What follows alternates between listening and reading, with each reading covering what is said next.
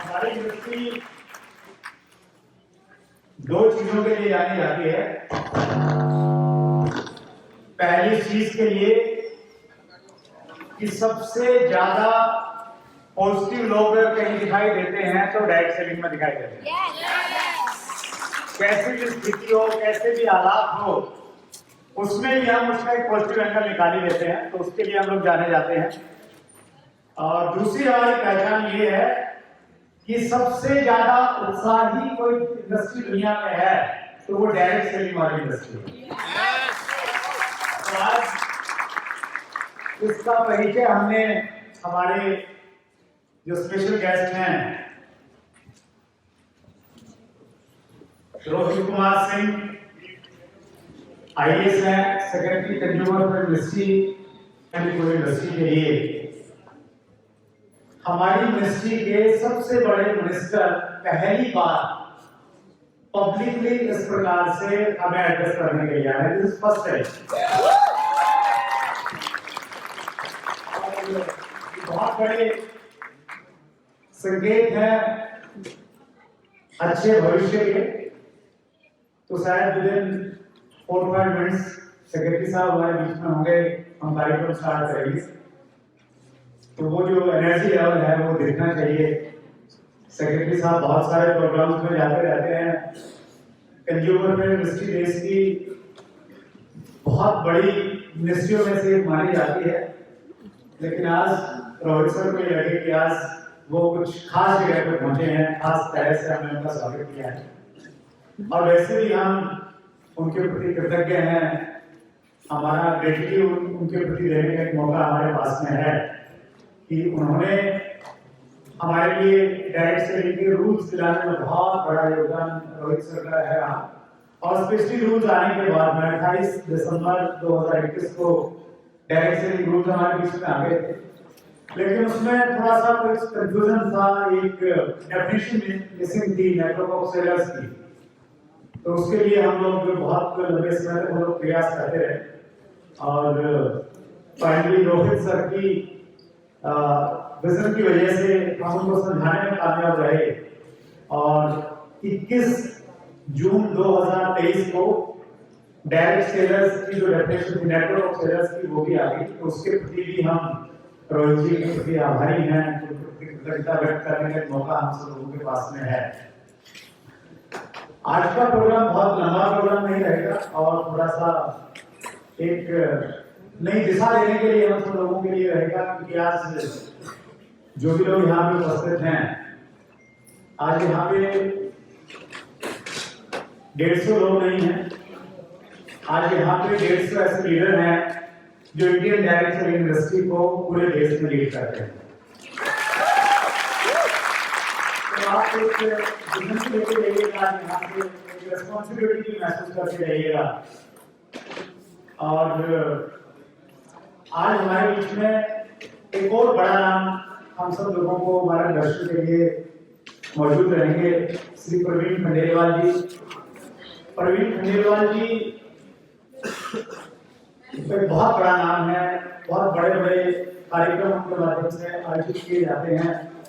पिछले दिनों उन्होंने गया था जिसमें मुख्य अतिथि माननीय प्रधानमंत्री श्री नरेंद्र मोदी जी थे और इंडिया के जितने भी ट्रेडर्स हैं, स्पेशली माइक्रो ट्रेडर्स, उनकी जो सबसे बड़ी यूनियन है उसके सेक्रेटरी हैं प्रवीण खंडेलवाल जी।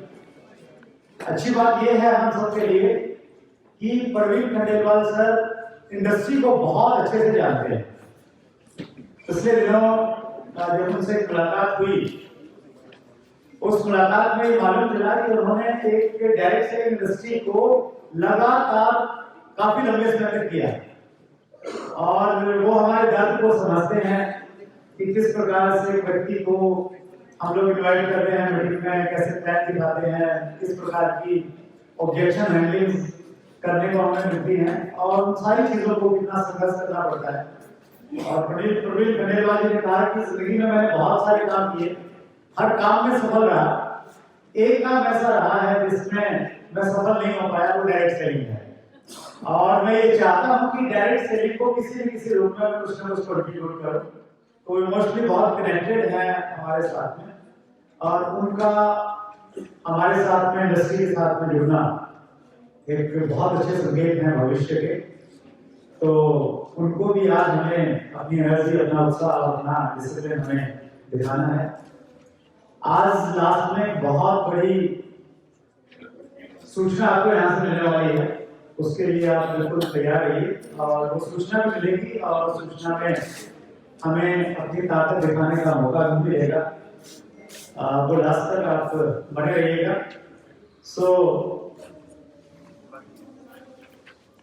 वुमेन्स की पार्टिसिपेशन बहुत अच्छी आज यहाँ पे दिखाई दे रही है।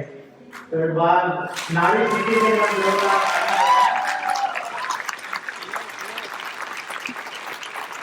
और जब भी हम डायरेक्ट सेलिंग की बात करते हैं तो हम ये बात करते हैं कि इंडस्ट्री वुमेन्स के लिए अच्छे से डिजाइन की गई है, वुमेन्स इसमें बहुत अच्छा काम कर सकती हैं और कर भी रही हैं। लेकिन जब हम लोग बड़े इवेंट्स में जाते हैं तो हमें वहां पे पुरुष चेहरे ज्यादा दिखाई देते हैं, महिलाएं कम दिखती हैं। तो इस चीज को हम लोग ब्रेक करना चाहते हैं और आज से उसकी एक शुरुआत है। आज हमने प्लान किया था कि 50-50 नहीं होना चाहिए, 51 कम से कम 51% वुमेन्स की पार्टिसिपेशन होनी चाहिए और 49 और उससे नीचे मेंस की पार्टिसिपेशन होनी चाहिए, और उसका असर यहाँ पे दिखाई दे रहा है।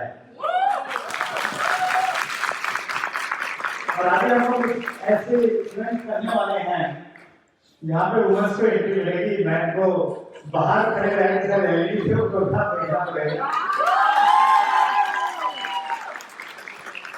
मैन की तरफ से तालियां कम मिली तो जेलस भी हो रहा है थोड़ा सा, नहीं हो रहा है। चलिए, तो आज देखिए, मैं एक चीज ये कहना चाहता हूँ आप सबको, क्योंकि हम बहुत सारी कंपनियों को रिप्रेजेंट करके यहाँ पे बैठे हैं। एक कहावत है, संघे शक्ति कलियुगे। इसका मतलब ये है कि आज के युग में, आज के युग को हम लोग कलयुग बोलते हैं।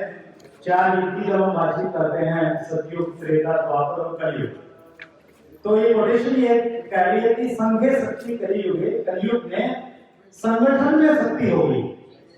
जो ज्यादा संगठित होगा वो परिवार संगठित है तो वो परिवार प्रगति करेगा, जो व्यापार संगठित है तो व्यापार प्रगति करेगा। तो संगठन में बहुत ज्यादा शक्ति है। और पिछले कुछ दिनों में हमने उसको देखा कि जब भी ऐसे इंडस्ट्री हम लोग संगठित हुए, उस संगठन की वजह से हम बहुत सारे अच्छे माइलस्टोन्स को हमने अचीव किया है। उस संगठन का परिणाम ये रहा कि 8 सितंबर 2016 को हमें डायरेक्ट सेलिंग की गाइडलाइंस मिली कंज्यूमर मिनिस्ट्री के द्वारा, और उसके बाद में पूरे देश में एक आशा और उम्मीद की नई किरण जगी डायरेक्ट सेलिंग इंडस्ट्री को लेके। और फिर उसी संगठन का परिणाम ये रहा कि हमें डायरेक्ट सेलिंग के रूल्स मिले दिसंबर 2021 में। और अब उस संगठन को थोड़ा संख्या के रूप में दिखाने की आवश्यकता है। अभी तक जो भी हम लोग काम कर रहे थे, डायरेक्ट सेलिंग के एसोसिएशन काम कर रही थी, और जब भी हम किसी अधिकारी से मिलते थे तो हम 3, 4 या 5 लोगों का एक ग्रुप जाता था। लेकिन हमने आज तक कोई बहुत बड़े प्रोग्राम नहीं किए हैं कि जब हम अपनी संगठन की शक्ति दिखा सकें, हम दिखा सकें कि हमारे साथ में कितने समर्पित साथी हैं और कितने साथी बहुत बड़े विजन के साथ में इस इंडस्ट्री को आगे बढ़ा रहे हैं और देश को आगे बढ़ाने में अपना योगदान दे रहे हैं। अब ऐसे कुछ प्रोग्राम हम लोग प्लान कर रहे हैं कि जिसमें हम लोग बड़े से बड़े प्रोग्राम करेंगे। जितनी क्राउड पॉलिटिकल रैलीज में होती है उतनी क्राउड हम लोग डायरेक्ट सेलिंग इंडस्ट्री लेके आएंगे। तैयार हैं इसके लिए? और देखिए, हम कितनी बड़ी ताकत है इसकी कैलकुलेशन कई बार जब हम लोग करते हैं तो ये सोच के करते हैं कि एक कंपनी में इतनी क्षमता है कि वो बड़े बड़े प्रोग्राम करते हैं। हमारा दिल्ली और एनसीआर का क्या कहूँ मैं, मुझे लगता है पूरे देश का जो सबसे बड़ा स्टेडियम है इंदिरा गांधी स्टेडियम, उसमें हर बड़ी कंपनी अपने प्रोग्राम करती है। और कुछ कंपनियां तो भी ऐसी हैं कि वो पूरे महीने के लिए बुक लेती है सारे सैटरडे संडे। तो इसमें बड़े बड़े प्रोग्राम को किए जा रहे हैं और जब हम लोग सारे संगठित हो रहे हैं, हम सब लोग मिलकर कार्यक्रम करें तो कितना बड़ा प्रोग्राम हो सकता है, कितनी उसका एनर्जी लेवल हो सकता है। तो वो विजुअलाइज करके बहुत ज्यादा एनर्जी मिलती है और आने वाले समय में उस प्रकार के प्रोग्राम करने की प्लानिंग है। आप सब लोग चाहते हैं ऐसे प्रोग्राम हो? यस। राइट। एक चीज मैं और कहना चाह रहा हूं क्योंकि सभी सीनियर साथी यहाँ पे बैठे हुए हैं। मेरी मान्यता है कि जब हम कंपनी में एक सीनियर लेवल पे चले जाते हैं तो उस समय हमारी भूमिका सिर्फ एक ग्रुप के प्लान की भूमिका नहीं होनी चाहिए कि हम पर्टिकुलर ग्रुप को लीड करते हैं। हमारी भूमिका एक कॉमन प्लान जैसे होनी चाहिए। कंपनी में कोई भी व्यक्ति कहीं भी जुड़ा है, वो जो हमारे से मिलता है तो हम उसको एक कॉमन प्लान की तरह ट्रीट करें, तो वैसा हमारा उसके प्रति एटीट्यूड होना चाहिए, वैसा उसके प्रति नजरिया होना चाहिए। और जब हम और सीनियर लेवल पे पहुंच जाते हैं या सीनियर लेवल पे नहीं भी हैं तो भी हमारा एक नजरिया ये होना चाहिए कि इंडस्ट्री को लेके भी हमें कुछ ना कुछ काम करना चाहिए। राजीव गुप्ता जी हमारे बीच में हैं, वो एक बड़ी अच्छी 2 लाइनें बताते हैं कि घर सजाने का तसव्वुर तो बात का है, पहले ये तय हो कि घर को बचाया कैसे जाए। तो अगर हमारी इंडस्ट्री ग्रो करेगी ना, अगर हमारी इंडस्ट्री सुरक्षित रहेगी, फिर हमारी कंपनियां भी सुरक्षित रहेंगी और हम भी सुरक्षित रहेंगे। तो वो भाव हमेशा रहना चाहिए। मैं पर्सनली मैं उस दौर से गुजरा हूं। 2011-12 का जब डायरेक्टर के चेयरमैन संजीव कुमार जी बहुत बड़े से काम कर रहे थे और एक और बहुत बड़ा नाम जो इंडस्ट्री को लेके बहुत लंबे समय से इंडस्ट्री को जीते हैं, एडीएससीआई के मेंटर गौतम बाली सर भी हमारे साथ हैं। उनकी दूरदर्शिता के बहुत तेजी के साथ में आगे बढ़ रही है। एक और ऑर्गेनाइजेशन है FDSA, federation of direct selling association, देश की पुरानी ऑर्गेनाइजेशन है और डायरेक्ट सेलिंग के जो रूल गाइडलाइंस आई उसमें बहुत बड़ा काम किया एफडीएसए के vice president Rajeev Gupta sir ने, वो भी आज हमारे बीच में उपस्थित हैं। एक और ऐसा चेहरा हमारे बीच में आज आपको देखने को मिलेगा, बहुत सारे लोग शायद इनसे फैमिलियर भी हैं। फिक्की ने डायरेक्ट सेलिंग के टास्क फोर्स का गठन किया है जिसको बोलते हैं FICCI direct selling task force. उसके जो भी मौजूदा समय में चेयरमैन है रजत बैनर्जी साहब, वो भी आज हमारे डेस्क का हिस्सा रहने वाले हैं। ये सारे के सारे लोग कहीं ना कहीं अपनी कंपनियों से, अपने संगठन से ऊपर उठ के इंडस्ट्री के लिए काम कर रहे हैं और इन सबसे हमें भी प्रेरणा लेनी चाहिए कि हम लोग भी इसी प्रकार से इंडस्ट्री के लिए काम करें। इंडस्ट्री देखिए हमारे देश में संभावनाएं बहुत बड़ी है। जब हम आंकड़े देखते हैं ना WFDSA के, world federation direct selling association के आंकड़े, तो वो आंकड़े बताते हैं कि 2022 में इंडस्ट्री का टर्नओवर लगभग $1,80,000 मिलियन का रहा और इस टर्नओवर में सबसे बड़ी जो भागीदारी रही वो अमेरिका की रही, $40,000 मिलियन से डॉलर, जिससे ज्यादा अमेरिका नहीं किया। और हमारा स्थान 2022 के आंकड़ों के अनुसार हमारा स्थान 11 है। अच्छी बात यह है कि 2021 में हम 12वें पायदान पे थे, 2022 में हमने एक पायदान ऊपर करके हम 11वें स्थान पे आए, लेकिन हमारा टर्नओवर मात्र $3,259 मिलियन का रहा, जो अमेरिका के कंपैरिजन में बहुत कम है। जब हम अमेरिका के साथ में तुलना करते हैं तो हम पाते हैं कि अमेरिका की जो जनसंख्या है वो लगभग 40 करोड़ है और हमारी जनसंख्या हम 142 करोड़ को पार कर चुके हैं।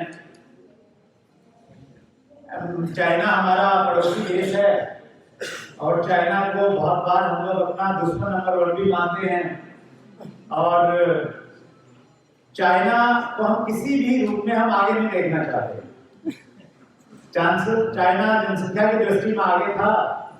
आप ये बता रहे हैं कि 21 अप्रैल 2023 को हमने वहां पीछे छोड़ दिया है।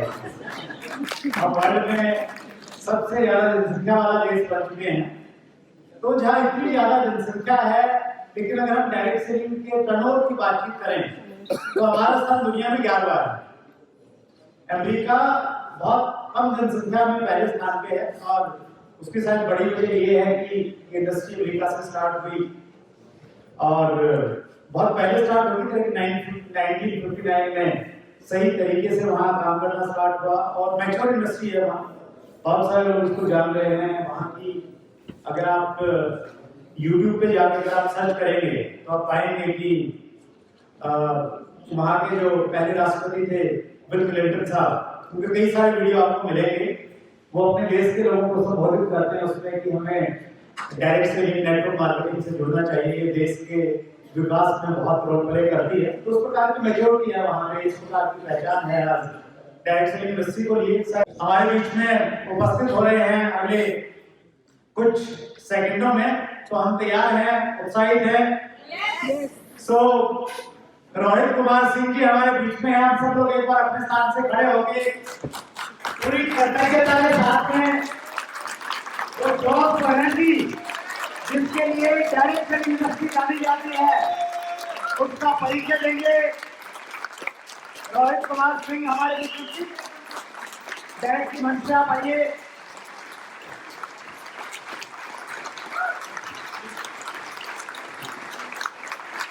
रोहित कुमार सिंह जी, प्रवीण खंडेलवाल सर, सुजीत सर जी, चेयरमैन ACSI, रजत बनर्जी जी को स्थान ग्रहण करें, और Rajiv Gupta ji vice president FDSA हमारे बीच में उपस्थित हैं।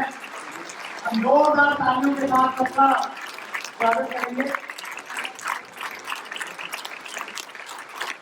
और हम बगैर समय जाया करते लैंप लाइटिंग के साथ में हम लोग शुरुआत कर रहे हैं। अभिषेक से मैं रिक्वेस्ट करूंगा कि वो हेल्प करें, और मैं रोहित सर से रिक्वेस्ट करूंगा कि सर प्लीज लैंप लाइटिंग के लिए आप आगे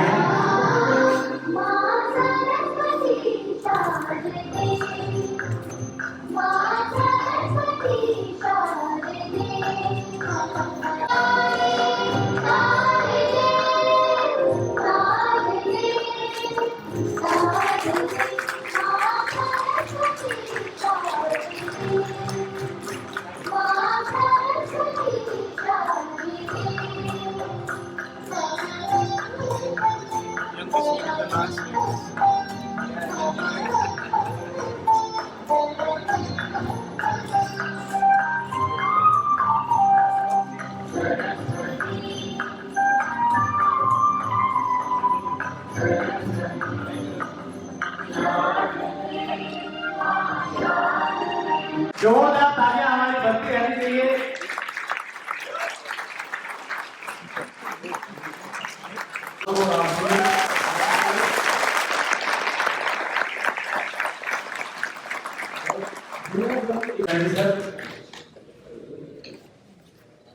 जैसा रजत सर ने बताया कि कंज्यूमर इंडस्ट्री ने बहुत कुछ हमें दिया है।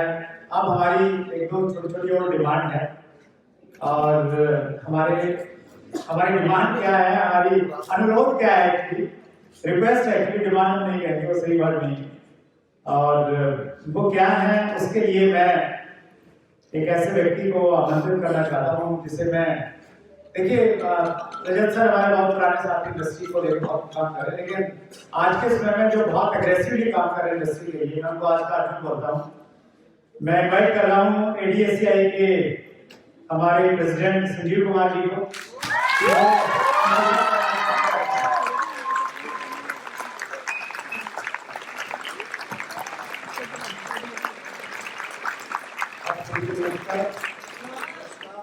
मंच पर उपस्थित आदरणीय Rohit Kumar Singh ji sir, secretary consumer affairs, मैं थोड़ी सी अपनी एक परिभाषा देना चाहूंगा कि सर ये जो हमारी डायरेक्ट सेलिंग इंडस्ट्री है, प्रैक्टिकली सेलिंग का बिजनेस नहीं है, शेयरिंग का बिजनेस है। यहाँ पर जो लोग काम करते हैं सर, वो ओल्ड एज भी होते हैं, यंगस्टर्स भी होते हैं, वुमेन्स भी होती है, मेंस भी होते हैं, लिटरेट भी होते हैं और लिटरेट भी होते हैं, और सभी लोग यहाँ पर काम करकर एक part time income, full time और पार्ट टाइम दोनों तरह से करते हैं।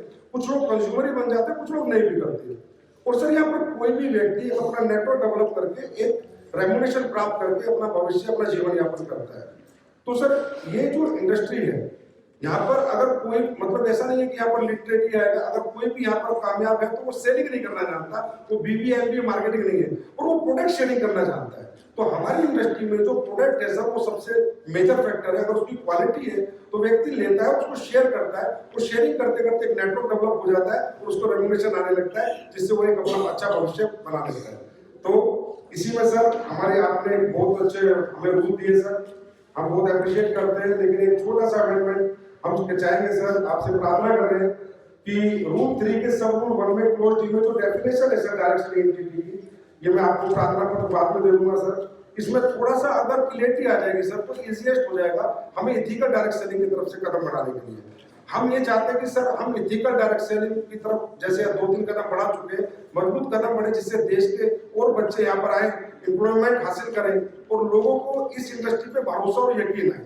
और सर एक छोटा सा हमारा एक रिक्वेस्ट और है आपसे कि सर हमारी इंडस्ट्री में 2016 में जब गाइडलाइंस आई तो पिरामिड का उल्लेख जरूर किया जाता है। तो पिरामिड का उल्लेख किया गया डायरेक्ट सेलिंग की गाइडलाइंस में, लेकिन सर फिर वो डिफाइन कर दिया गया कि ये प्रोडक्ट बेस पे लागू नहीं है। लेकिन अभी जब रूल्स आए फिर पिरामिड का उल्लेख किया गया। सर आज मैं पिरामिड के बारे में सबके सामने बताना चाहूंगा कि पिरामिड होता क्या। सर पिरामिड होता है, एक कंपनी होती थी मनी रोटेशन, वो पिरामिड बनाती थी, एक स्ट्रक्चर बनाती है नीचे, उनको हम सीधा पैसा कंपनी को देते हैं, कंपनी ABC ऑटो फिलिंग करती है, DE फिर ऊपर पैसा देगी, फिर EFGH उनको पैसा देके फिर ऊपर पैसा देगी, और वो क्लैश हो जाता है सर 8 महीने 10 महीने में। तो वो पिरामिड से हमें कैसे जोड़ा गया सर, हम आज तक ही समझ नहीं पाए। डेफिनेशन आई कहाँ से, किसने दी, क्योंकि प्रोडक्ट बेस में तो पिरामिड बन ही नहीं सकता सर। वो इसलिए नहीं बन सकता सर कि हमारे साथ जितने भी डायरेक्ट सेलर्स नहीं आते, टोटल कंज्यूमर्स आते हैं सर और प्रोडक्ट यूजर्स आते हैं। करना चाहता हूँ उस पर्सनैलिटी को, जिनके विजिट की वजह से आज हम लोग यहाँ पे इकट्ठा हुए हैं, और जब हम उनसे मिले और मालूम चला कि प्रैक्टिकली उन्होंने डायरेक्ट सेलिंग को किया है, तो हमारे लिए समझना समझाना बहुत आसान हुआ।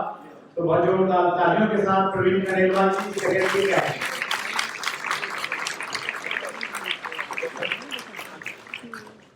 आज के इस विशिष्ट कार्यक्रम के मुख्य अतिथि, और अक्सर मैं कहता हूँ कि पूरी सरकार में यदि व्यापारियों को कोई मित्र है तो वो रोहित सिंह जी है।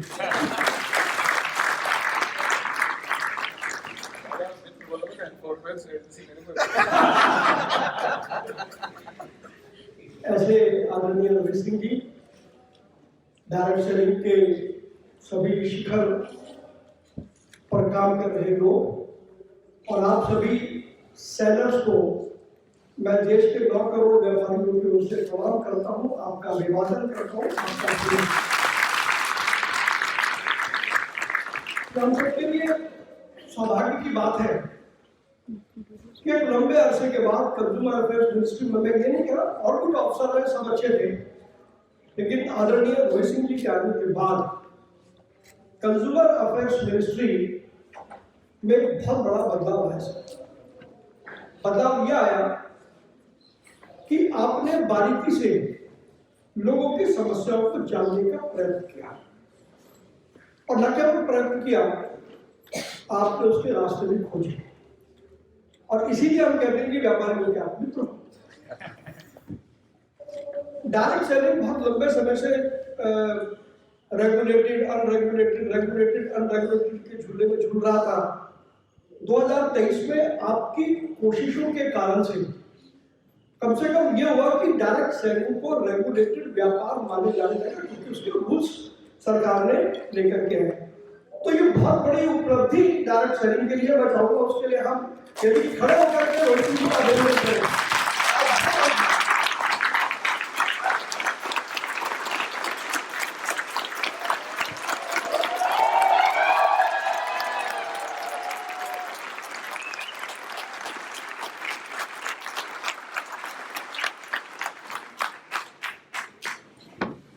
सर रहे थे, तो जब पहली बार इनसे मुलाकात हुई तो पहले मैंने भी इनको यही कहा जो लोग कहते हैं, तुम पॉलिसी हो, तुम पिरामिड हो, ये हो, तुम वो हो। फिर एक बार इन्होंने मेरी पूरी क्लास ली और मैंने इनके पूरे स्ट्रक्चर को समझा। समझने के बाद मुझे समझ में आया कि इनके स्ट्रक्चर में और ब्रिक एंड मॉर्टार के स्ट्रक्चर में बुनियादी रूप से कोई फर्क नहीं है। हम जब ब्रिक एंड मॉर्टार की बात करते हैं तो एक कंपनी है, उसका डिस्ट्रीब्यूटर है, उसके नीचे वो अपने डीलर बनाता है और डीलर रिटेलर बनाता है, और जो डिस्ट्रीब्यूटर है उसको डीलर का वो तो महिलाओं का सागर होता है।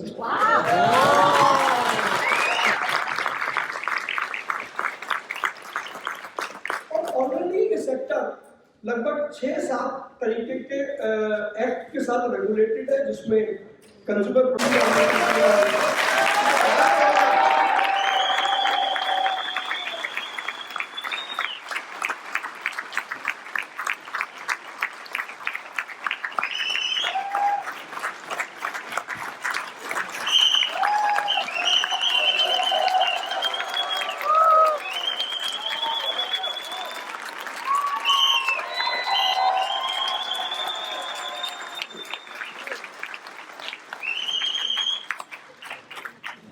मुझे गलत स्पीच दे दी है।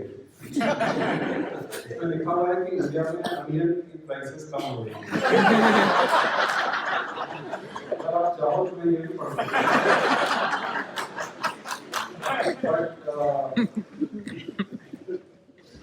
मैं बहुत सारी इस तरह की सभाओं में चाहता हूँ, लेकिन सच्चाई ये है कि इतनी ज्यादा एनर्जी एक कमरे में मैंने पहली बार देखी।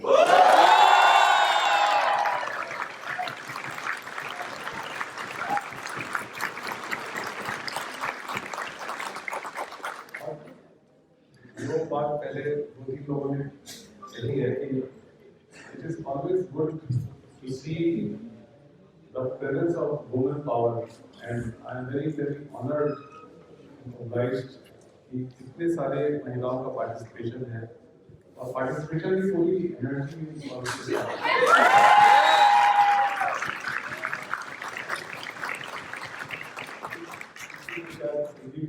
ने कहा कि, या आपने शायद इन्होंने कहा कि अगर किसी परिवार को तरक्की करना है, या पता नहीं कुछ राजनीति में किसी ने तो उसमें एक स्ट्रॉन्ग वर्किंग वुमेन जो इकोनॉमिकली इंडिपेंडेंट हो, उसका होना आवश्यक होता है। और मेरे ख्याल से ये जो सिस्टम है, this is facilitating that. I am from a family of strong women. सबसे कमजोर मैं हूँ, और मदर वाला प्रोफेसर और पुलिस सर्विस में हम लोग सारे भाई बहन सर्विसेज में आए, and my wife is also a police officer, so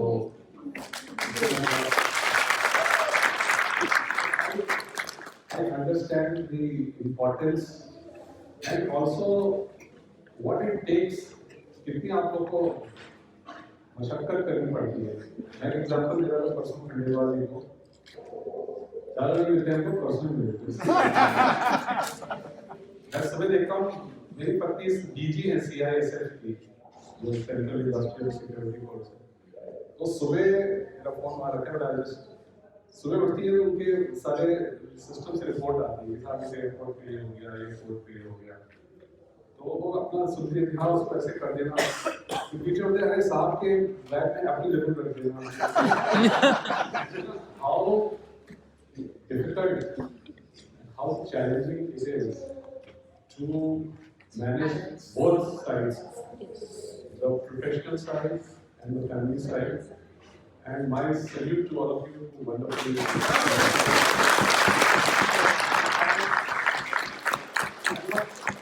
Saying this because I want to make you happy. I'm saying it with a lot of sincerity because मैंने बचपन से देखा है।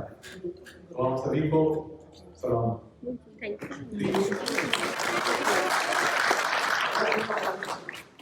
The industry इसकी एकदम सही कहा किसी ने कि मुझे भी ठीक से पता नहीं था कि इंडस्ट्री है क्या।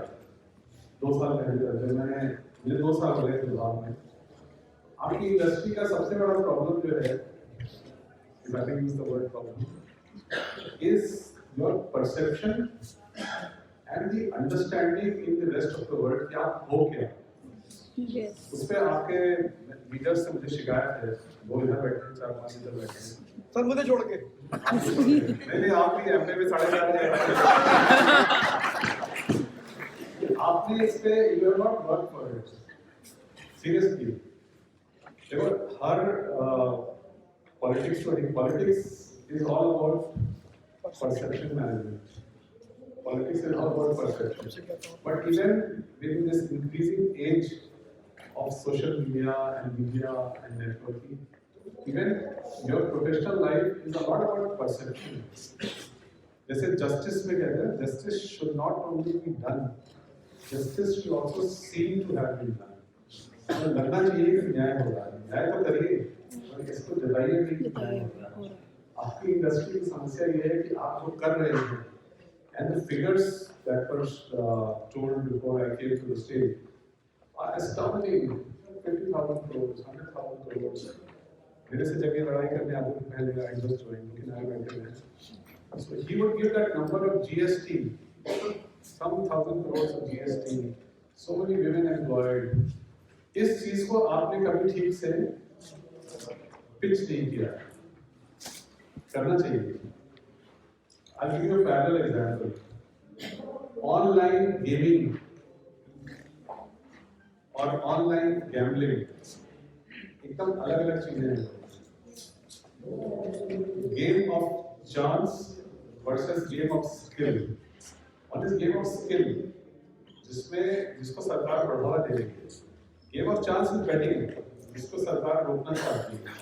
पर आज के परिप्रेक्ष्य में, इन टुडेज कॉन्टेक्स्ट, जो दोनों मिक्स हो गए, हमारे फ्रेटर्निटी में भी, गवर्नमेंट में भी, दोनों को एक ही नजर से देखा जा रहा है। इसलिए जो इतनी टेक्नोलॉजिकल एडवांसमेंट की चीज है, जिसमें इंडिया को become a world leader in online gaming because of our progress, our talent in software IT, वो थोड़ा सा हिल गया है बिकॉज उसको गैम्बलिंग की तरह देखा जा रहा है। मैं खंडेलवाल जी से 200% सहमत हूँ। उन्होंने कहा कि ब्रिक एंड मॉर्टर जो रिटेल ट्रेड है और आपका जो रिटेल ट्रेड है, this is totally similar. There are layers, there are products that haves to be sold through the network of wholesalers, retailers. People have to have access to those products. Product की quality, product की quantity, product की advertising misleading ना हो, product की packaging misleading ना हो, वो तो दोनों तरफ प्रॉब्लम्स हैं। अभी सुबह में उड़ीसा भुवनेश्वर में वीसी से कनेक्टेड था। हमारे उड़ीसा के जितने कंज्यूमर कमीशन के जजेस हैं, उनकी ट्रेनिंग को एड्रेस कर रहा था। उनको यही समझा रहा था मैं कि आप चाहे ऑनलाइन सेल हो या ऑफलाइन हो, आपके इश्यूज वही हैं। Issue is misleading advertising, issue is assurance about right quality, assurance about right quantity, and consumer should not be cheated. So उसमें ऑनलाइन ऑफलाइन में फर्क नहीं होगा। आपकी इंडस्ट्री में भी वही है। There is a sale which is taking place, and that has to be as per the provisions of that.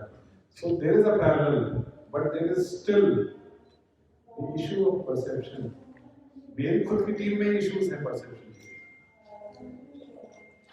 आपकी जो व्यवस्था है गुड्स को सेल करने की, उसको पॉलिसी स्कीम, जिसको जो है पिरामिड स्कीम से जो किया जा रहा है, there has to be a clear distinction, and nobody will work for it. You have to work for it. You have to make a case that ये दो अलग-अलग चीजें हैं, and this is right, and this may not be right. And unless you bring clarity, आपके साथी इन सब की मैं शिकायत कर रहा हूँ आप लोगों से, सामने बड़े और साथ लोग बैठे हैं, ये जब आते हैं मेरे पास बहुत लड़ाई करते हैं। मैं बता दूं भैया तो मेरे को बुलाया इसलिए वो बोली जाके मेरे कमरे में मेरे से बहस करते हैं, नाराज हो जाते हैं, लड़ाई करते हैं कि साहब आप हमें क्यों ऐसे ट्रीट कर रहे हो। फिर सॉल्यूशन क्या देते हैं ये सुनिए। सोल्यूशन के साथ आप इसका स्ट्रक्चर जो है वो सिंगापुर की तरह 50% कमीशन कैप कर दो, ये कर दो, वो कर दो. So my personal view and the government view is we are not interested in your business model. We don't want to interfere in anybody's business model. And I will go back to Mr. Khandelwal's statement. As long as you are not cheating the consumer, as long as you are not mis-selling, as long as you are not mis-advertising, as long as you are not indulging in unfair trading practices, मेरे को अपने business model में interfere मत करवाओ.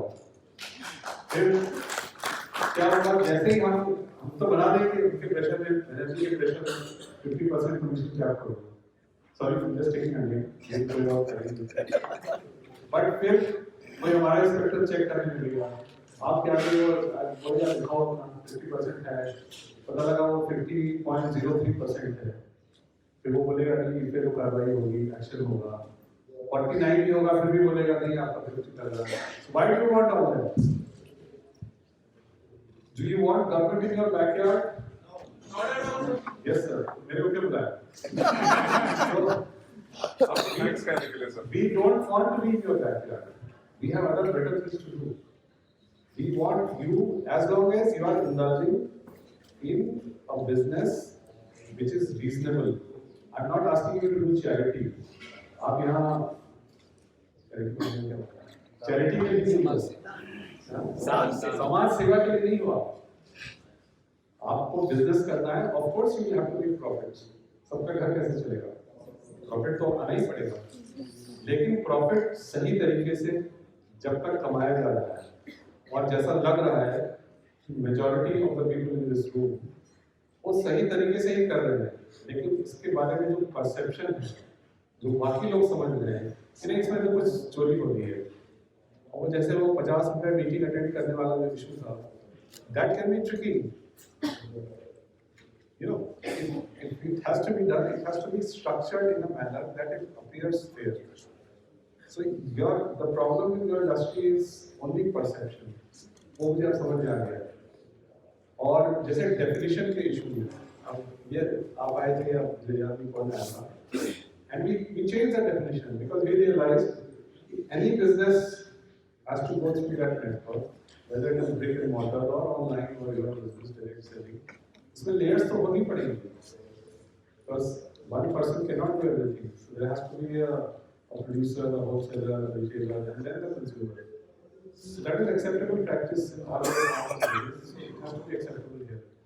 But if money circulation is involved, if there are subscriptions which cannot be explained in a normal business practice, obviously we will intervene, because it's the government who has to protect the consumer, the people from being taken for a ride.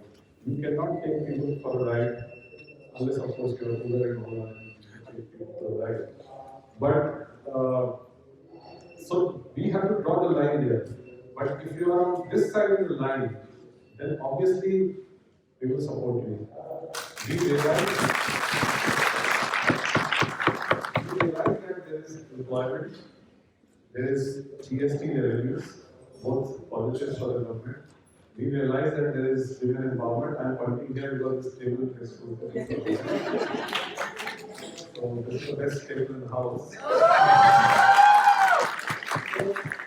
जैसा ये बात ने कहा, जो प्रधानमंत्री जी की प्राथमिकताएं हैं, कई को आप परिपूर्ण कर रहे हो. You are satisfying, ticking many of those boxes. Women's empowerment, self-employment. प्रधानमंत्री जी बार-बार कहते हैं नौकरी की तलाश मत करो, ऐसे व्यक्ति बनो जो नौकरी दे सके. You are always serious about it. अभी कंज्यूमर राइट्स की बात जब इसमें हमने पिछली मीटिंग में हो रही थी, I want to tell you a statement which PM gave in August 2023. G20 के पहले B20 हुआ था, जो बिजनेस वर्ल्ड है उसके 20 देशों के लोग आए थे और सबसे प्रधानमंत्री जी एड्रेस कर रहे थे इसी जगह में, घूम गया पहुंच गए थे. And he said the whole consumer rights paradigm has to shift to consumer care. Right से ऐसा होता है कोई चीज है जिसको आप छीन के लेना चाह रहे हो या लड़ के लेना चाह रहे हो। He said अगर आप जैसी कंपनीज या नॉर्मल कंपनीज अगर कंज्यूमर केयर के प्रिंसिपल पे काम करें तो ये राइट वाला झगड़ा ही खत्म हो जाएगा। Right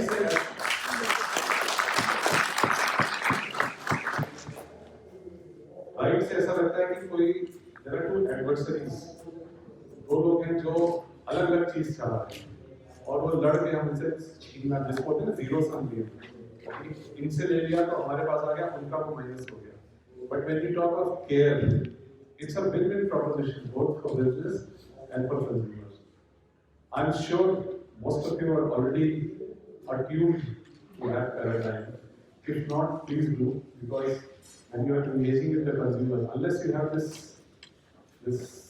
care thing at the back of your mind, consumer will never be yours. एक बार बेच दिया गलती से, अगली बार थोड़ी बहुत खरीदेगा। आपको पता है you are not getting. और अच्छा सुना आपने, yes बोला तो मुझे अच्छा लगा। So to sum up again, don't make unrealistic claims. Don't give false information. Be very, very right on the quantity and quality, both aspects, what you're offering. Be honest and take care of the consumer. And the leaders should work on the perception management. कि भाई हम ये नहीं हैं, हम ये हैं. It is when IPL started, the cricket thing. तो ऐसा सोचा कि साहब क्रिकेट तो बर्बाद हो जाएगा। कहाँ टेस्ट मैच, कहाँ वनडे और ये कहाँ लाल खेल रहे हैं। They thought that but the way IPL manages perception, now it's the most watched tournament in the world.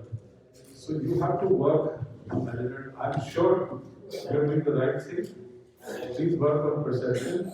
As long as you're doing the right thing, we are with you.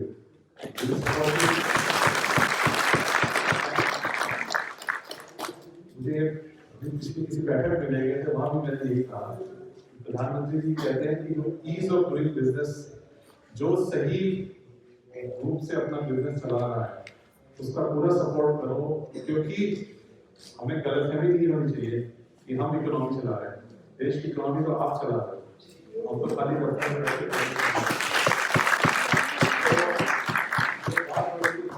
Third largest country जो 5 trillion की बात हो रही है, वो तो आपकी वजह से हो रही है, हमारी वजह से थोड़ी हो रही है। इसलिए हमारी जिम्मेदारी है कि आप जो अच्छी रूप से अपना व्यवसाय चला रहे हैं उनको पूरा समर्थन दें, और चूंकि उपभोक्ता जो कंज्यूमर है उसके राइट्स को प्रोटेक्ट करना भी हमारा काम है। सो हमारा काम ये भी है कि we don't cross the line. अगर होते हैं 5-10% हमारे सर्विस में भी होते हैं, हर जगह होते हैं, कुछ लोग खराब होते हैं, so they will try to take advantage. उस समय हमारा रोल आ जाता है कि भाई you can't do that, but as long as you are on the right track, Yes. We are with you. Thank you very much. Thank you. International women day के दिन सर, एक मिनट आप इधर से आ जाइए। ये इंडस्ट्री एक कार्यक्रम करने जा रही है।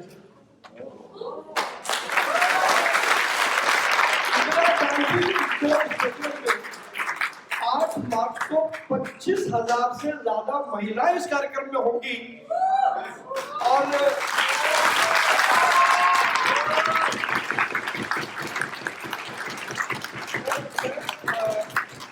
अनऑफिशियली तो आदरणीय रोहित सिंह से निवेदन कर रहा हूँ कि आप सर अपनी डेट नोट करें। ऑफिशियली तो हम आएंगे, आपसे रिक्वेस्ट करेंगे तो, और हमारा मंतव्य है आदरणीय प्रधानमंत्री श्री नरेंद्र मोदी जी को इस कार्यक्रम में आमंत्रित करने का।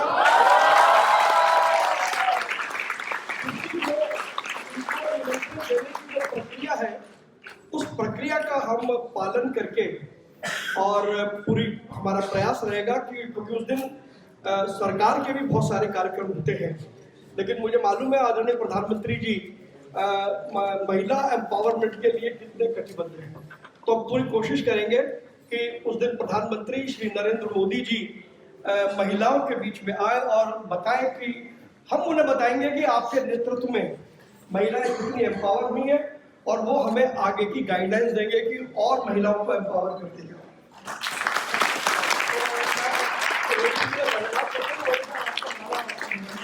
बात किया और तो और उस दिन उनके साथ वो डीजी सीआई सब को मिल करके आए। उनको भी हम नहीं, उनको हम उस तरीके से आमंत्रित करेंगे सर ऐसे भी नहीं। विमेंस डे हम जाएंगे, साथ में नहीं, आना वो पड़ेगा। हमारा सर कहते हैं, वो सर का डिपार्टमेंट नहीं है, वो हमारा अलग तरीका है। क्योंकि सर उस दिन हम कुछ ऐसी विशिष्ट महिलाओं को भी सम्मानित करेंगे जिन्होंने अपने जीवन में खुद कोई मुकाम हासिल किया है अलग अलग क्षेत्रों में। तो वो भी एक उस दिन के कार्यक्रम की एक वो झलक रहेगी। और चूंकि अब मैंने तो जैसा बताया, मैंने सर के टाइम में से टाइम खींचा था और सर खड़े हो गए, इसका मतलब है कि अगली मीटिंग में लोग फोन देते हैं। तो क्योंकि आदरणीय रोहित सिंह जी को जाना है, तो मैं निवेदन करूंगा आप सब लोग यहाँ पर बैठे। अभी सर के जाने के बाद फिर हम 8 मार्च के कार्यक्रम की चर्चा करेंगे। प्रधानमंत्री जी को बुलाना है तो उसके लिए बहुत तैयारी करनी पड़ती है, सब बता दो इनको। आसान काम नहीं है प्रधानमंत्री जी को बुलाना। और प्रधानमंत्री जी का कार्यालय पहले सब कुछ करता है, उनके स्तर का कार्यक्रम है या नहीं, उसके लिए हमें बैठ करके भी चर्चा करनी है। तो हम आदरणीय रोहित सिंह जी को बाहर तक छोड़ करके आएंगे, लेकिन आप में से कोई व्यक्ति सब बैठेंगे तो कोई भी आंसर गैरअप कर लो। सिर्फ वुमेन में एक कमी बता देती हूँ, ये इंडस्ट्री का मैं बहुत कुछ देती हूँ, बट एक कमी है कि बहुत जल्दी ना कॉम्प्रोमाइज कर लेती है, बहुत जल्दी चीजों से हार मान लेती है। जो नहीं मानती तो नहीं मानती, वो जिद्दी है, पर जो मानने वाली कैटेगरी है वो बहुत ज्यादा है। तो मैं एक छोटे से उदाहरण से बोलूंगी, अगर किसी को प्रॉब्लम आ रही है यहाँ पर, और जितने भी पर्दे के पीछे की बात की जा रही थी, जो लेडीज पर्दे के पीछे पर वो काम कर रही है, बट वो पर्दे के पीछे क्यों कर रही है? क्योंकि वो चैलेंजेस जो थोड़ी सी इम्बैलेंस कर देती हैं, कई बार घर में कुछ इश्यूज आ जाते हैं, कई बार हमें वो चैलेंज बहुत बड़ा लगने लग जाता है। अगर थोड़ा समय, पेशेंस और जो हमारी कैरेक्टर है कि हम सब चीजें मैनेज कर सकती हैं, उसको अगर करके आगे समय निकाल के इस इंडस्ट्री में बने रहते हैं ना, तो वो समय भी आता है जहाँ पर आपको आपके नाम से और आपकी उस एबिलिटी, आपकी उस त्याग को भी एप्रिशिएट किया जाता है by your family, by your समाज के थ्रू, चाहे वो आपके आसपास के लोग हो, सभी लोग आपको एप्रिशिएट करते हैं। आई होप यहाँ बैठी जितनी भी इंडस्ट्री की लेडीज होंगी, उन सब ने उन चैलेंजेस को पक्का कोई ऐसा नहीं हुआ होगा जिनको नहीं मिला होगा, पक्का मिला होगा, चाहे वो घर का हो, बच्चों का हो, कुछ भी हो। मैं जब शुरू में जाया करती थी सुरेंद्र जी, तो मेरी बेटी इसी इंडस्ट्री में पैदा हुई, मेरा बेटा इसी इंडस्ट्री में पैदा हुआ, बेटी अभी ग्रेजुएशन कर रही है। और जब मैं जाया करती थी, मैं सिद्धार्थ जी जाया करते थे, उससे बड़े कमेंट मिलते थे, पैसे के पीछे बड़े भागता है ये कपड़ा, क्योंकि घर पे छोड़ के जाते थे मेड्स के सहारे। शुरू में मेड्स नहीं रख पाते थे, बट फिर भी पार्ट टाइम मेड्स रखते थे। उस टाइम बस हमने किसी को कुछ नहीं कहा, और आपने भी किसी को कुछ नहीं कहना, लेडीज स्पेशली। जवाब देना है आपकी कामयाबी में उन लोगों को जो ये कहते हैं कि आज ये अपने बच्चों को छोड़ के जाती है, बड़े पैसे मनी माइंडेड है, पता नहीं क्या ऐसा वैसा। और आज वही कुछ फ्रेंड्स है मेरी जो मेरे साथ में है, वो कहती है यार तेरे कितने मजे हैं यार, तू तो कभी 1 महीने यूएस रहती है, कभी 1 महीने कनाडा रहती है, यार तुम तो कभी भी छुट्टी मना लेते हो, हमारे पास ऐसी अपॉर्चुनिटी का है, राइट? तो ये चीजें बैलेंस करनी है, that's it, nothing else. So thank you so much and God bless you all. मतलब करवाइए प्लीज। गौतम सर आप नहीं आ रही है प्लीज।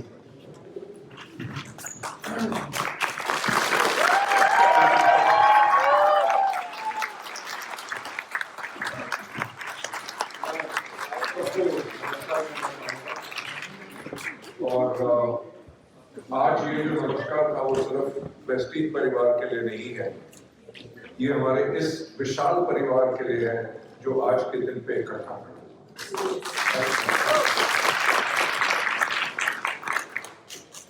मैं आज आपको एक बात बताऊंगा कि शायद डायरेक्ट सेलिंग के इतिहास में सबसे पहली बार ऐसा चीज हुई है। इस इंडस्ट्री में मैं पिछले 28 साल से हूं, और इस इंडस्ट्री में एक कंपनी हमेशा डरती थी अपने लीडर्स को दूसरी कंपनी के सामने ले जाने से, राइट? हर एक एसोसिएशन, क्योंकि मैं काफी एसोसिएशंस के साथ जुड़ा रहा ताकि हम इस इंडस्ट्री को प्रोटेक्ट कर सके, इस इंडस्ट्री को इसका सम्मान दिला सके, जो ये सबसे नेक काम करती है, ये इंडस्ट्री उसकी पहचान गवर्नमेंट में हो और हर एक कोई इसको एक अच्छी नजर से देखे। उसके अंदर भी एसोसिएशंस हमेशा अलग अलग होकर काम करती है। आज का दिन ऐतिहासिक इसलिए है क्योंकि ना ही सिर्फ कैट्स बल्कि ADSAI और साथ में FTA से एंड फिकी का भी हमें पूरा सपोर्ट है मेरा ख्याल है, लेकिन सब एक इकट्ठा होना और आप सबका आज इकट्ठा होना उसके लिए प्रूव करना है।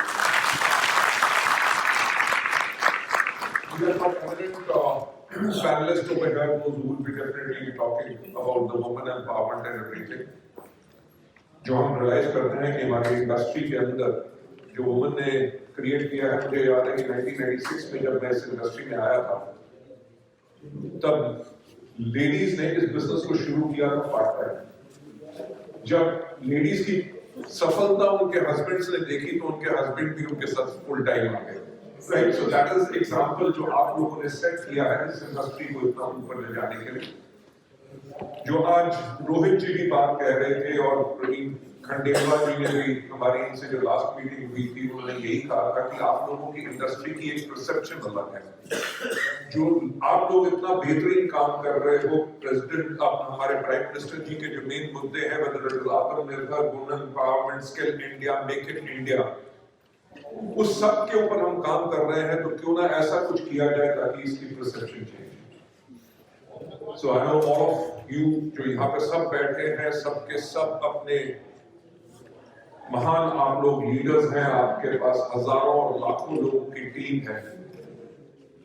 आज के दिन पे पूरी की पूरी इंडस्ट्री इकट्ठी है और हमें इससे अच्छा मौका नहीं मिल सकेगा जहां पे माननीय प्रधानमंत्री हमारे हो, हमारे मिनिस्टर ऑफ कंज्यूमर अफेयर्स हो और सेलिब्रेटेड जो वुमेन है जिनको हम वहां पे फैसिलिटेट करेंगे वो मौका मिले। और 25,000 से ज्यादा अगर उस स्टेडियम के अंदर, इंदिरा गांधी के अंदर जिस दिन 25,000 से ज्यादा लेडीज होंगी, उस दिन हमारी इंडस्ट्री की परसेप्शन बिल्कुल चेंज।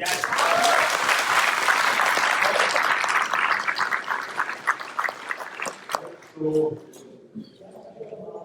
जितने आर्मी लोग हैं उन लोगों के लिए ये प्लान है कि वो अपनी वाइफ और अपने फैमिली में जितनी भी लेडीज हैं उनको लेके इंदिरा गांधी स्टेडियम में आएंगे, वाइफ को अंदर भेजेंगे, बाहर गाड़ी में बैठेंगे।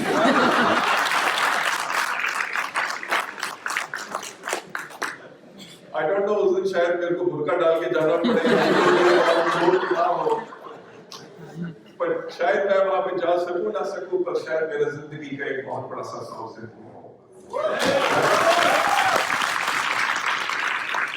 मुझे आप लोगों से कोई एश्योरेंस लेने की जरूरत नहीं है, क्योंकि मुझे पूरा विश्वास है कि जहां पे इंडस्ट्री एकजुट हुई है, आप सब लोग भी एकजुट होकर इस प्रोग्राम को सुपर सक्सेसफुल बनाएंगे। I would like to hand over to Mr. Sridharwats. मैं आप लोगों से माफी चाहूंगा, मुझे एक मीटिंग में जाना है तो मैं आगे जा रहा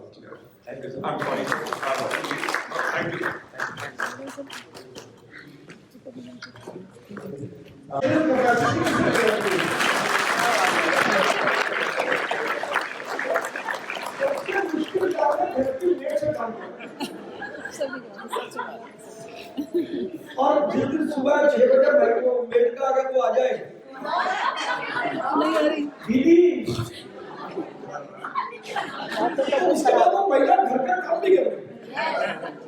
अक्सर आपको महिलाओं को अपने घर में काम नहीं करना पड़ता, वरना पहले तो बर्तन, झाड़ू, चौका और सारे काम करने पड़ते थे, अब तो काम के लिए मेड मिल जाती है। तो महिलाओं का जो एम्पावरमेंट है वो निश्चित रूप से इस इंडस्ट्री का गोल्डन पॉइंट है। और उस गोल्डन पॉइंट के लिए यदि संजीव भाई ने और आपके सभी नेताओं ने 8 मार्च का समय रखा है तो बहुत सोच समझ कर रखा है। देखिए, मैं 33 साल से व्यापारियों की राजनीति कर रहा हूं और आप सब लोग भी व्यापारी हैं। आप मानो न मानो, मैं तो आपको व्यापारी मानता हूं। व्यापारियों की राजनीति करना सबसे देश में कठिन काम, ये मेहनत है। एक को घेर के लाओ, जब तक दूसरे को पकड़ के लाओ, पहला खुद के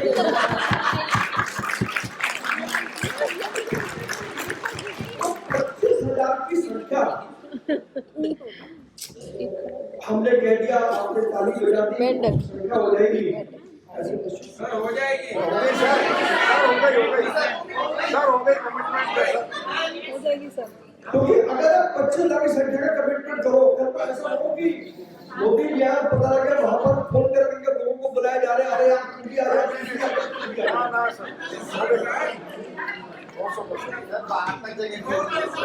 और जाम रखेंगे। इसका फेस्टिवल रोड जाम कर देंगे। अगर ज्यादा हो गया तो हम भाग स्पीड लगवा देंगे।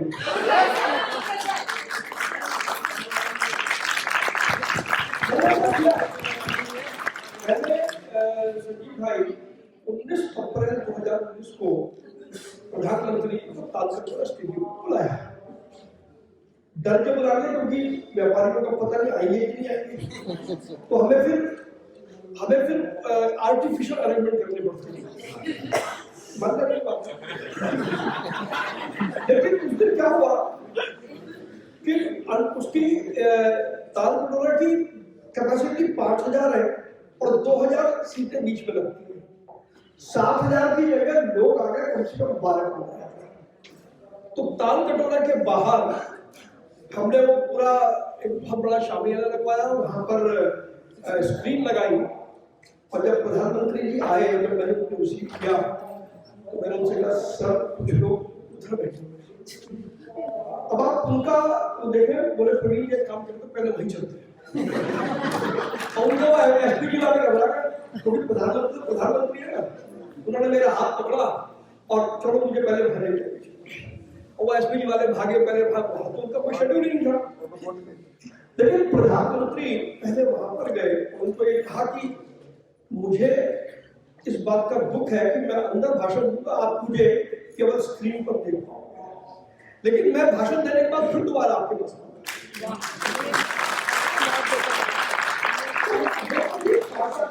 8,000 लोगों की बात, 10,000 लोगों की बात, हम बात कर रहे हैं 25,000 और 25,000 लोग आ जाए और अनुशासन भी रहे। देखिए प्रधानमंत्री जी का आना कोई बड़ी बात नहीं है, लेकिन कार्यक्रम के विषय में पहले उनका पूरा जो प्रोटोकॉल है वो पूरी कवायद करेगा, पूरी चिंता करेगा, और जब तक वो सारे पैरामीटर्स पूरे नहीं हो जाएंगे तब तक कोई, यदि प्रधानमंत्री जी के भाई भी अगर उनको बुलाएंगे तो भी ब्लू बुक प्रोटोकॉल को पूरा करना पड़ेगा। तो ये बहुत बड़ी अपॉर्चुनिटी है 8 मार्च की, और जिस तरीके का आपका जोश है, मुझे लग रहा है यार संजीव भाई आप जवाहरलाल नेहरू स्टेडियम हो यार।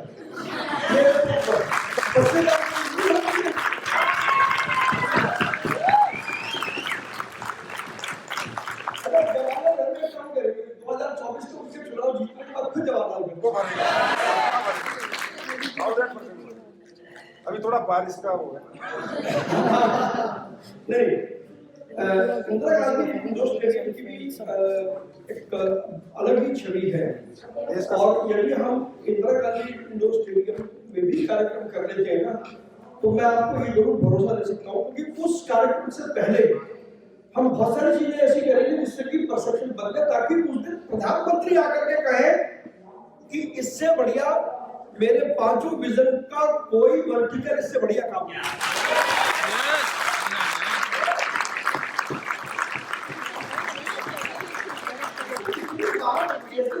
माननीय प्रधानमंत्री जी का मुझसे कहलवानी है, तो आज से और अभी से ये सब लोग तो दिन रात तक करेंगे। आज के इस कार्यक्रम के लिए मुझे पता है कि दुबई बैठे हुए, अगर दुबई से लगातार हमें परेशान करे जा रहे हैं, फिर हर 2 मिनट में जूम पर भाई साहब ये क्या नहीं हुआ, ये कैसे हो गया, ये क्यों।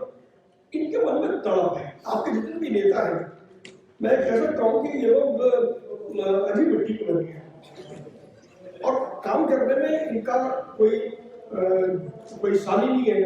मेरे ख्याल से हमने 8-10 दिन पहले तो तय किया आज का कार्यक्रम, और ये कार्यक्रम इतना सफल हो जाएगा इसकी कल्पना भी मैंने नहीं की। हमने 200 की संख्या का कराया था, और अभी मेरे स्टाफ ने बताया कि यहाँ से 225 प्लस लोग हैं।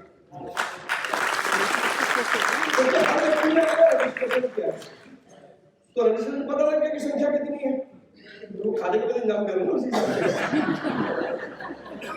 तो और सबसे बड़ी बात आप इसमें बधाई के पात्र हैं कि आप 11 बजे से पहले आपने पूरा हॉल भर दिया, कभी नहीं हुआ। बहुत बड़ी बात। कई बार क्या होता है कि हमें किसी भी विषय मंत्री को बुलाए, अधिकारी को बुलाए, तो 15 मिनट तो पहले हमें इनका बोर्ड रूम को वहां बिठाना पड़ता है कि जैसे जैसे करके यार एक जल्दी जल्दी भर जाए तो इनको देखते हैं। लेकिन आप तो वास्तव में बहुत ही कर्मठ है, बहुत ही मतलब मैं क्या कहूँ, मेरे पास आपकी प्रशंसा के लिए कुछ शब्द नहीं। Thank you sir. लेकिन परसेप्शन जरूर बदल रहा है। ये रजत बैनर्जी बैठे हैं 2015 में जब ये मुझे मिले और मैंने पूरे सिस्टम को समझा